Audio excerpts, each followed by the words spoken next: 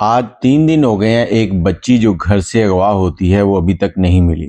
15 سال دی گھر ستے پہ اغوا تھی نہیں پیے ستی نیندرے کوئی قانون کہ نہیں، کوئی کاروائی کہ نہیں۔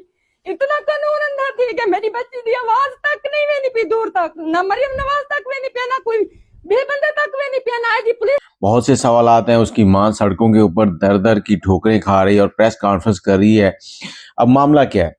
ایک بچی مہوش جو کہ کوٹ ادو کی رہنے والی ہے، رات کے ٹائم اس کو گھر سے اٹھا لیا جاتا ہے اور اغوا ہونے کے بعد جو اسے اغوا کار ہے وہ عدالت لے کے آتا ہے اپنے حق میں بیان دینے کے لیے۔ جب بیان دلوانے کے لیے لاتا ہے تو بچی وہاں پر چیخ چیخ کر کہتی ہے کہ مجھ سے یہ بیان زبردستی دلوایا جا رہا تھا، مجھے مار کر تشدد کر کے یہاں پر لایا گیا۔ اس کے بعد جو اغوا کار ہے وہ بھاگ جاتا ہے اور پولیس جو ہے وہ بچی عدالت کے ذریعے ماں کے حوالے کر دیتی ہے۔ 3 دن گزرتے ہیں، 3 دن کے بعد دوبارہ اس بچی کو وہی شخص اغوا کر کے لے جاتا ہے۔